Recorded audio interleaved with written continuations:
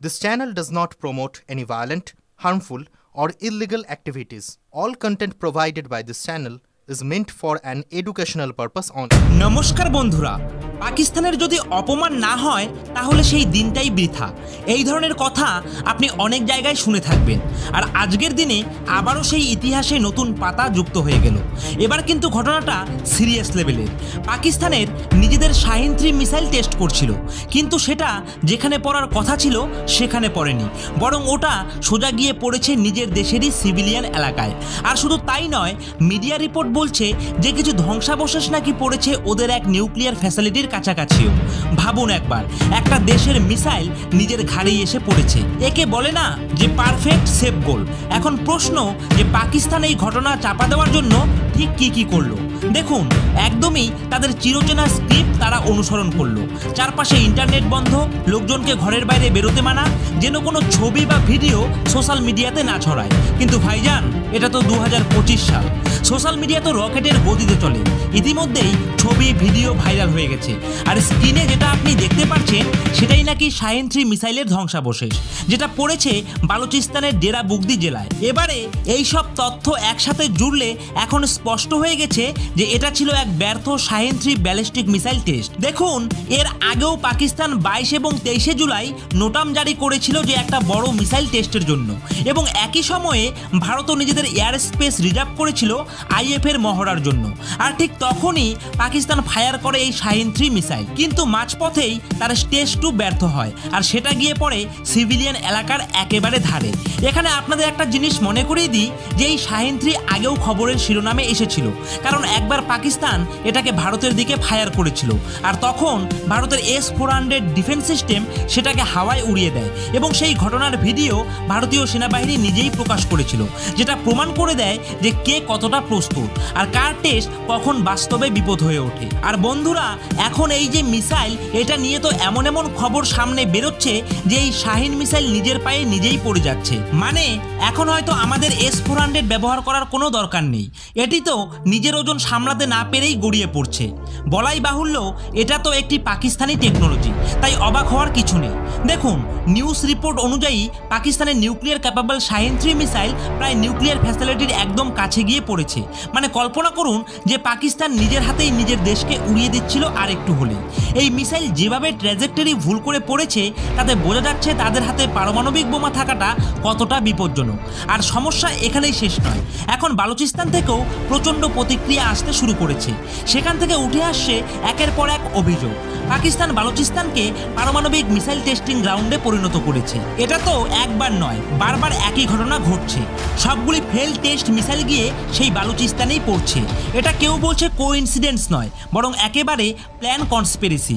অনেকেই বলছেন যে পাকিস্তান আসলে বালুচিস্তানের কিছু স্ট্র্যাটেজিক এরিয়া থেকে লোকজনকে সিস্টেমেটিক্যালি সরিয়ে দিচ্ছে, আর সেই জায়গাগুলিকে মিলিটারি টেস্টিং জোন বানাচ্ছে। এবং এটা কোনো আইসোলেটেড ইভেন্ট নয়, এরকম ফেল্ড মিসাইল টেস্টের পুরো একটা সিরিজ আছে যেগুলি অধিকাংশই বালুচিস্তানে গিয়ে পড়েছে।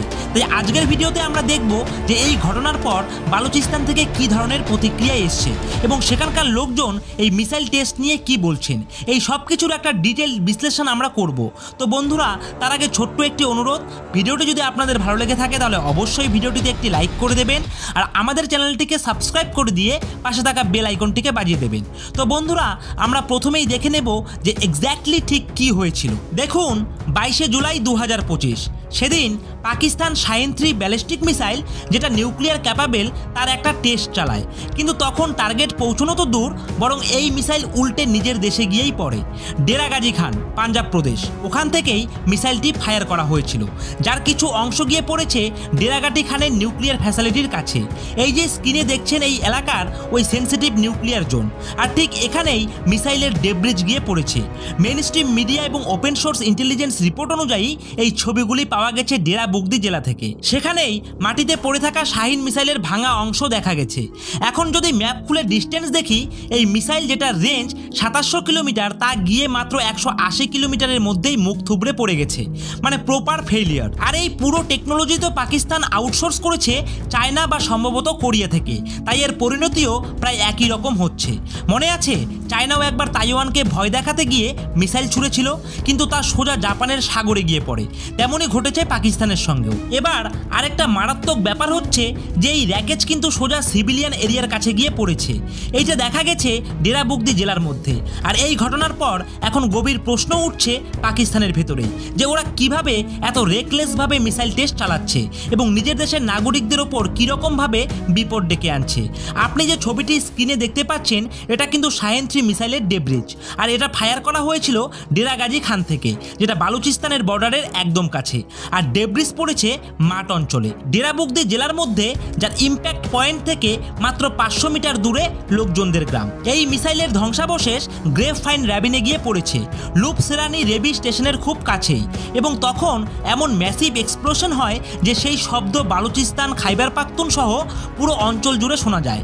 20 কিলোমিটার তো দূরের কথা, 50 থেকে 60 কিলোমিটার দূর থেকেও লোকজন এই বিস্ফোরণের শব্দ শুনেছে। এটাই তো সেই অদ্ভুত বাস্তবতা যেখানে নিজেদের ব্যর্থতার কারণেই দেশের ভেতরেই আতঙ্ক ছড়াচ্ছে। এখন এই পুরো ঘটনায় পাকিস্তানের পক্ষ থেকে ঠিক কি রেসপন্স এসছে এটাও একটু জেনে নেওয়া দরকার। তবে কোনো কিছু লজিক্যাল বা নতুন কিছু পাওয়ার আশা করবেন না, বরং এটা তাদের পুরনো ফর্মুলা, এবং এই একটা ফর্মুলাই তারা দিনের পর দিন চালিয়ে যায় যে ইন্টারনেট বন্ধ করে দাও, লোকজনকে ঘরের ভেতরে আটকে রাখো, আর সোশ্যাল মিডিয়াতে যেন কোনো ছবি বা ভিডিও না ছড়ায় সেটার ব্যবস্থা করে ফেলো। তারপর এক প্রেস স্টেটমেন্টে ডিজি খানের কমিশনারের স্পোক্সপারসন বললেন যে it's just a sonic broom, jet flight চলছিল তাই এমন আওয়াজ হয়েছে, তদন্ত চলছে, কিন্তু প্লিজ সবাই ঘরের বাইরে যাবেন না। এখন এটা কেমন সনিক বুম যার জন্য লোকজনকে ঘরবন্দি করে রাখতে হলো? এটাই তো পাকিস্তানি টেকনোলজির এক জ্বলন্ত উদাহরণ বলাই যায়। আর এই শাহিন 3 মিসাইল এটা তো পাকিস্তানের চোখে ইন্ডিয়া ডিটারেন্সের প্রতীক। বলতে চায় যে 2750 কিলোমিটার রেঞ্জের এই মিসাইল দিল্লি, মুম্বাই, বেঙ্গালুরু সহ সব কিছুই টার্গেট করতে পারে। কিন্তু এই ইন্ডিয়া টার্গেটিং মিসাইল নিজেই উঠতে না পেরে ধূপ করে মাটিতে পড়ে যাচ্ছে। এখন বলুন ভয়টা কে পাবে? আর সেই শাহিন 3-র ওপর ভিত্তি করেই ওরা বানিয়েছে অ্যাবালিল মিসাইল, যেটা MIRV অর্থাৎ multiple independently targetable re-entry vehicle টেকনোলজির সঙ্গে আসে। কিন্তু প্রশ্ন হলো যার বেস প্ল্যাটফর্মই ঠিকমতো কাজ করছে না, অর্থাৎ শাহিন 3 তার ওপর ভিত্তি করে তৈরি অন্য মিসাইল কিভাবে চালাবে তারা? এই পুরো ব্যাপারটা পাকিস্তানের ডিফেন্স স্ট্র্যাটেজির এক গুরুত্বপূর্ণ স্তম্ভ ছিল, আর সেটাই ধসে পড়েছে। পাকিস্তানের জন্য ব্যর্থতার ইতিহাস নতুন কিছু নয়। চলুন একবার পেছন ফিরে দেখি। অক্টোবর 2023 শাহিন 3 টেস্ট করা হয়, আবার সেই ডেরা গাজী খান থেকেই। সেই মিসাইল মাঝপথেই বিস্ফোরিত হয়। 20 থেকে 50 কিলোমিটার দূর পর্যন্ত শব্দ আর কম্পন অনুভব করা যায়। কিছু রিপোর্ট তো বলেই দিয়েছিল নিউক্লিয়ার ফ্যাসিলিটিও ক্ষতিগ্রস্ত হয়েছিল, কিন্তু সরকার সেই পুরনো স্ক্রিপ্টটাই চালায় যে it's just a sonic boom, stay inside. জানুয়ারি 2021 শাহিন 3 আবার টেস্ট করা হয়, এবং সেটা ডেরা বুগদির রেসিডেন্সিয়াল এরিয়াতে গিয়ে পড়ে। লোকজনের বাড়িঘর ভেঙে যায়, আহত হয় অনেকে। বালুচ রিপাবলিকান পার্টি তখন বলে যে এটা প্রমাণ যে পাকিস্তান বালুচিস্তানের ওপর সামরিক মিসাইল টেস্ট চালাচ্ছে, লোকজনের জীবনকে উপেক্ষা করে। এরপর 2020 বাবর 2 মিসাইল টেস্ট, যেটা ভূমি আর সমুদ্র থেকে লঞ্চ করা হয়, কিন্তু শেষ পর্যন্ত সেটা কোথায় গিয়ে পড়ে? না ফের সেই বালুচিস্তানেই। এটা ফেল করেছিল নাকি ফেলা হয়েছিল কে বা জানে।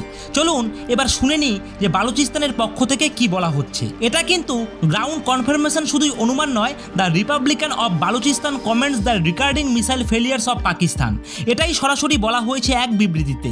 তারা বলেছে যে পাকিস্তান বারবার তার ব্যর্থ মিসাইল টেস্ট বালুচিস্তানের মাটিতে করছে, আর এই কাজ বালুচিস্তানের টেরিটোরিয়াল ইন্টিগ্রিটির সরাসরি লঙ্ঘন। 22 জুলাই আবারও একবার পাকিস্তান একটা ফেল্ড মিসাইল এক্সপেরিমেন্ট চালায়, আর সেই মিসাইল গিয়ে পড়ে বালুচিস্তানের সিভিলিয়ান সেটেলমেন্টের মাত্র 500 মিটার পাশে।